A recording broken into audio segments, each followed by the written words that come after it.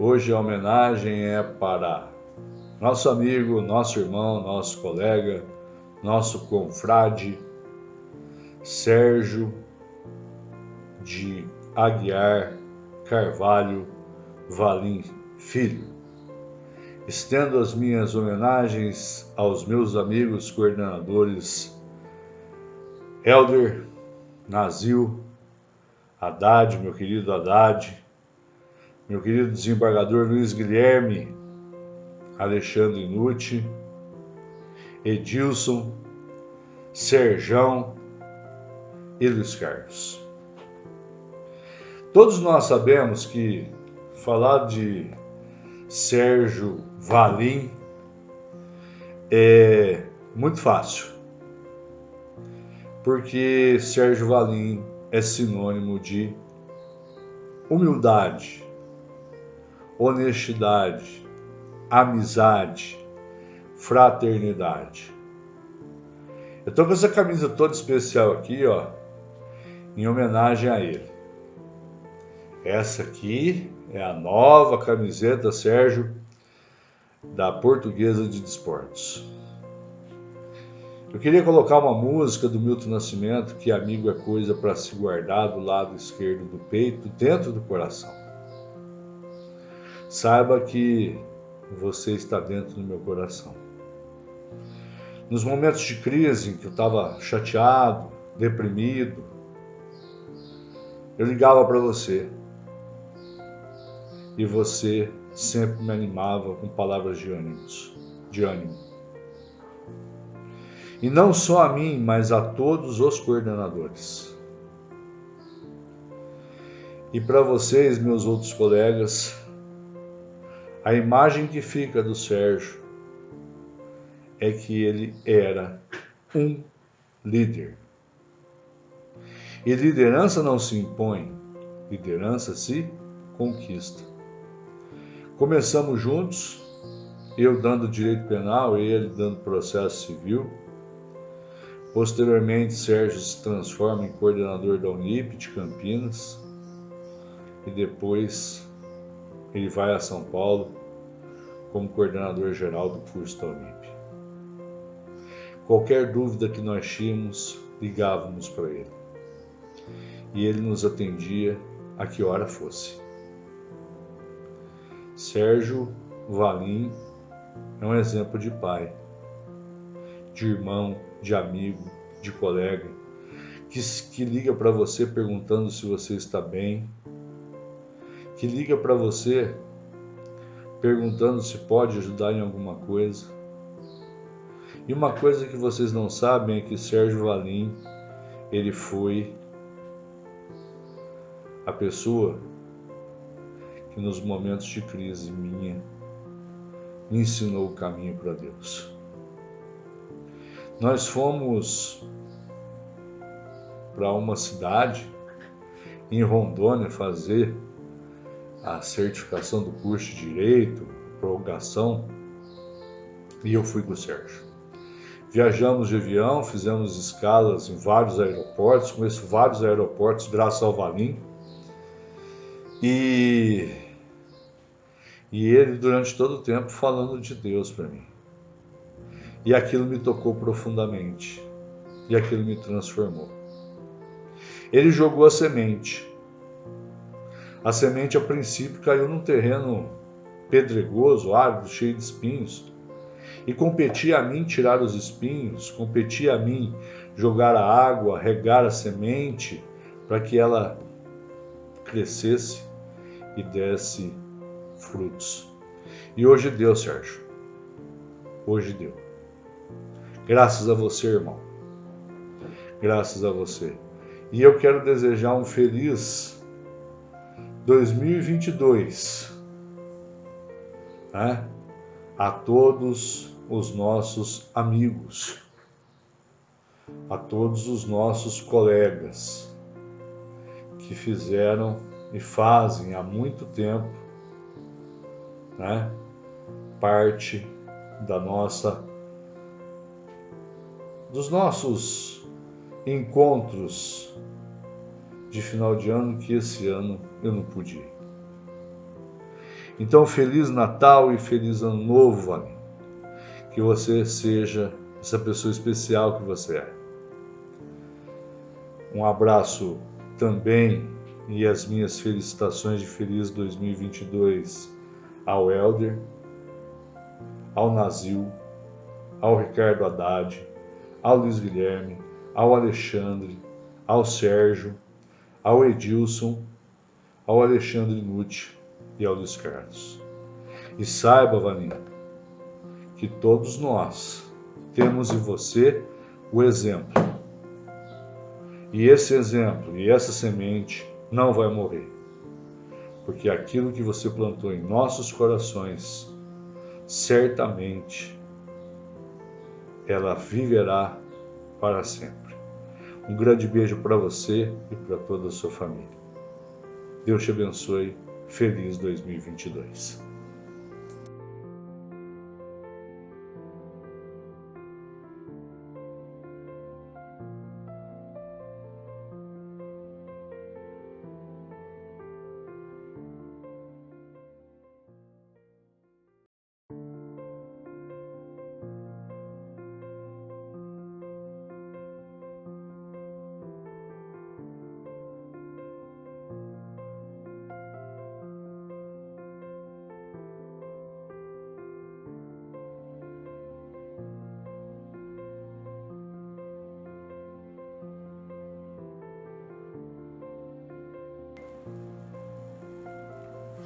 Bom dia, boa tarde, boa noite aos nossos seguidores do canal. O tema de hoje é reabilitação criminal e ele é apresentado hoje aos senhores em homenagem ao professor Sérgio Valim, um grande amigo, um grande companheiro, um grande advogado que nos deu a honra de ser o nosso coordenador geral durante vários anos na Universidade Paulista. Eu espero que essas minhas pequenas observações estejam à altura de tão digna e honrada pessoa que é o professor Sérgio Carvalho de Aguiar Valim Filho. O tema que eu escolhi para essa aula é a reabilitação criminal. Pois bem, antes de mais nada, é necessário nós fazermos uma distinção. Quando o acusado cumpre a sua pena e do cumprimento de sua pena passa-se o prazo de 5 anos e ele não comete nenhuma infração penal, de forma automática a sua primariedade é restabelecida. Já quanto às certidões de antecedentes criminais e quanto às anotações nas suas folhas de antecedentes, elas permanecerão ad eternum se o acusado não tomar uma providência para que se tenha o sigilo de seu processo, de suas condenações. Esse instituto, que está previsto no Código Penal e na Lei das Execuções Penais, o artigo 202 da Lei 7.210/84, prevê que o acusado pode se utilizar da reabilitação criminal para garantir o sigilo de seus processos e de suas condenações. Também nós temos o Instituto da Reabilitação para os advogados, quando eles sofrem algum tipo de sanção disciplinar, eles podem requerer a reabilitação junto à Ordem dos Advogados do Brasil e, assim sendo, eliminar qualquer situação sobre essa sua prática de uma infração disciplinar. Mas falando sobre o tema de forma mais específica, nós temos, dentro do Código Penal, o artigo 94, que prevê esse Instituto da Reabilitação Criminal. A primeira situação é o prazo. Ela pode ser requerida após o transcurso de 2 anos do término da sua pena ou do seu livramento condicional. Então, o primeiro ponto para todo mundo que estuda essa matéria é entender que o prazo para eu requerer a reabilitação criminal é o prazo de cumprimento da pena, que é de 2 anos. Falando sobre o aspecto prático, ela não é requerida junto à vara das execuções criminais. Não. Ela é requerida perante o juiz que proferiu a condenação. E nos processos físicos, nós vamos ter que requerer o desarquivamento do feito para então podermos pleitear a reabilitação criminal. Para tanto, é necessário que ele preencha alguns requisitos. O primeiro, que ele tenha tido domicílio no país no prazo acima referido. Ou seja, ele tem que ter o prazo de 2 anos de residência no Brasil. Que ele tenha, durante 2 anos, demonstrado efetiva e constante bom comportamento público e privado. E o terceiro, que ele tenha ressarcido o dano causado pelo crime, ou ele demonstra a impossibilidade de o fazer até a data do pedido, ou que ele exiba documento que comprove a renúncia da vítima ou a novação da vítima, novação da dívida. A reabilitação criminal, ele tem como fundamento um princípio da dignidade da pessoa humana. Por quê? Porque muitas vezes, ao procurar um emprego, muitas vezes, ao procurar um serviço, a primeira coisa que a empresa pede é a certidão de antecedentes criminais. E vai constar nessa certidão de antecedentes criminais as suas condenações. E nós temos também um artigo bem esquecido na Lei de Execução Penal, no artigo 202, que cumprida ou extinta a pena, não constarão das certidões ou dos documentos quaisquer referências à sua condenação. Muito bem, mas o problema da reabilitação não está na condenação. Nós temos vários e vários casos de pessoas que são absolvidas, né? E, muito embora tenham sido absolvidas, ainda essa anotação consta dos seus registros criminais. Neste caso, nós temos a velha lição dos nossos professores de direito administrativo que dizem sobre o direito líquido e certo.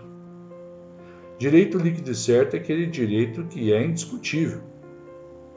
E eu separei algumas jurisprudências que entendem ser cabível o mandado de segurança no caso de inquéritos arquivados ou no caso de absolvições por falta de provas.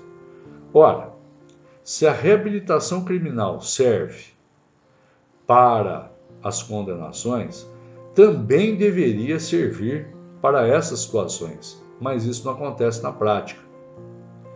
Então, nós tivemos uma decisão no recurso ordinário em mandado de segurança proferido pela 5ª turma do STJ, em que foi o relator o ministro Félix Fischer, que diz o seguinte: essa Corte Superior tem entendido que, por analogia ao que dispõe ao 748 do Código de Processo Penal, que assegura ao reabilitado o sigilo das suas condenações criminais anteriores na folha de antecedentes, devem ser excluídos dos terminais dos institutos de identificação os dados relativos a inquéritos arquivados e a processos a que tenha ocorrido a reabilitação do condenado, a absolvição do acusado por sentença penal transitada em julgado ou que tenha sido reconhecida a extinção da punibilidade do acusado pela prescrição da pretensão punitiva do Estado, de modo a preservar a intimidade do mesmo.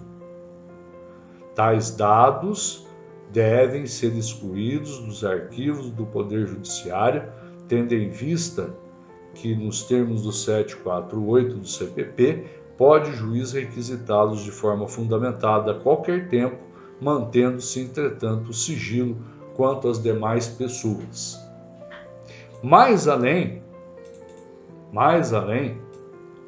num outro julgamento, também desta feita em recurso de habeas corpus, da quinta turma, também, como foi dito, o relator foi o ministro Félix Fischer, e aqui a gente vê que também cabe o habeas corpus para essa situação.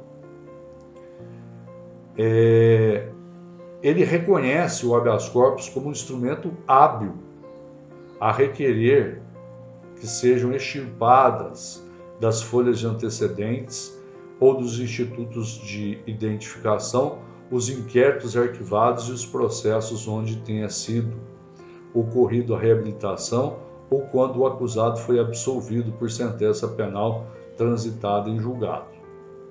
Vou mais além ainda. Na mesma quinta turma desta feita, em julgado da relatoria do ministro Gilson Dipp, ele diz o seguinte: criminal, recurso ordinário em mandado de segurança, processo arquivado pela inviabilidade da ação penal, cancelamento de registro na folha de antecedentes, recurso provido. É legítima a pretensão do recorrente que teve acesso ao processo que respondia arquivado por requerimento do próprio Ministério Público em razão da inviabilidade da ação penal e pretende que sejam apagados de sua folha de antecedentes quaisquer referências a referido processo, visando evitar prejuízos futuros. Recurso provido para que sejam canceladas as anotações relativas ao processo criminal na folha de antecedentes do recorrente. Recurso em mandado de segurança 9.879, São Paulo, quinta turma, relator ministro Gilson Dipp. Num outro caso, também de relatoria do ministro Gilson Dipp, desta feita num habeas corpus, ele diz o seguinte: habeas corpus, processo penal, absolvição, cancelamento de registro na folha de antecedentes, ordem concedida. É legítima a pretensão de paciente que é absolvido por não ter concorrido para a infração penal, requer que sejam apagadas de sua folha de antecedentes quaisquer referências ao processo criminal visando obter prejuízos futuros. Ordem concedida. Mais ainda, senhores, recurso em mandado de segurança, relator ministro Vicente Leal, sexta turma do STJ. Administrativo, mandado de segurança, antecedentes criminais, sentenças penais absolutórias e inquéritos arquivados, sigilo de registro, exclusão dos dados do Instituto de Informação. Se o Código de Processo Penal, em seu artigo 748, assegura ao reabilitado sigilo de registro das suas condenações criminais anteriores, é de rigor a exclusão dos dados relativos às sentenças penais absolutórias e inquéritos arquivados dos terminais de Instituto de Identificação, de modo a preservar as franquias democráticas consagradas em nosso ordenamento jurídico. Um outro julgado, mandado de segurança. Esse mandado de segurança é o recurso de mandado de segurança 5452, São Paulo, segunda turma, ministro Hélio Mossiman, que diz o seguinte: condenações anteriores não serão mencionadas nas folhas de antecedentes do reabilitado, nem em certidão extraídas dos livros do juízo, salvo quando requisitado por juízo criminal. A reabilitação alcança quaisquer penas aplicadas em sentença definitiva, assegurando ao condenado os requisitos sobre seu processo sob sua condenação. O livre acesso aos terminais do Instituto de Identificação, fere o direito daqueles protegidos pelo manto da reabilitação, impõe-se, assim, a exclusão das anotações do Instituto, mantendo-se tão somente a do Poder Judiciário. E também, o Tribunal de Justiça de São Paulo, no acórdão proferido pelo desembargador Silva Pinto, já teve assentada a seguinte decisão: um dos princípios estabelecidos pela Constituição Federal é a consagração da dignidade da pessoa humana. Desse modo, os poderes públicos têm a obrigação de respeitá-lo. Ficar uma pessoa marcada para sempre porque respondeu a um processo crime, mesmo sendo absolvido, constitui uma afronta ao mencionado dispositivo da lei maior. A mais, se até mesmo os condenados, cujas penas foram julgadas extintas, têm direito ao sigilo, nos termos do artigo 202 e 203 da LEP, é evidente que, com redobradas razões, idêntico direito assiste aos absolvidos.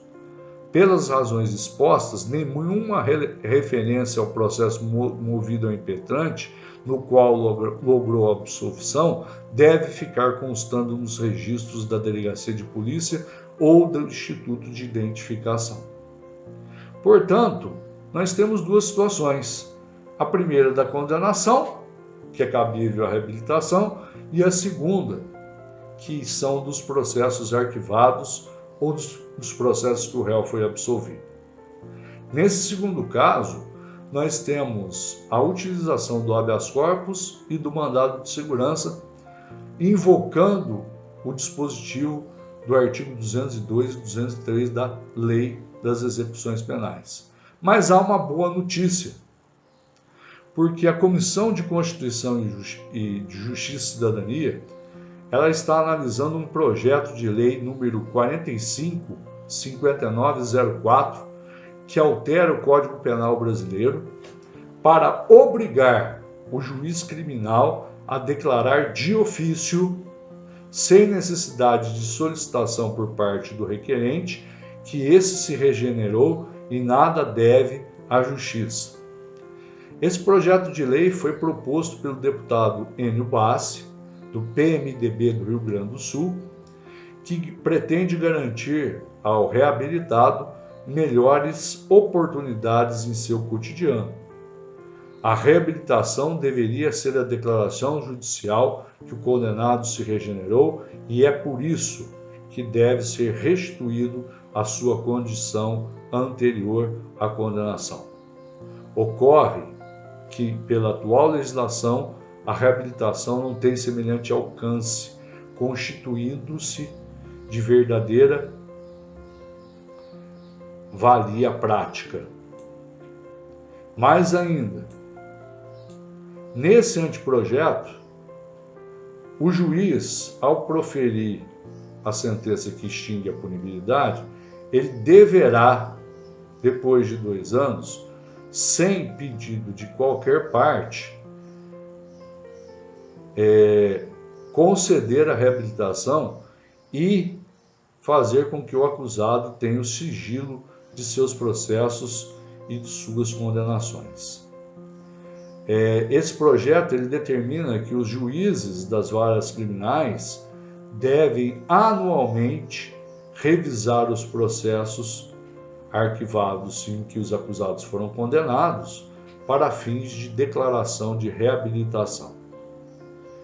Vejam que há uma medida em que está tramitando ainda para resolver este problema da reabilitação, seja no âmbito do direito penal, do processo penal. Para fins didáticos, para quem vai prestar concurso, reabilitação garante o sigilo das condenações, seu prazo é de 2 anos após o cumprimento da pena, exige bom comportamento público e privado, residência no país no prazo de 2 anos, é requerida junto ao juízo da condenação. Uma vez concedida, cabe o recurso ex officio ou remessa obrigatória ou recurso obrigatório. Não concedido, o recurso cabível é o recurso de apelação e pode ser renovado a qualquer tempo, desde que fundados em novos elementos de prova.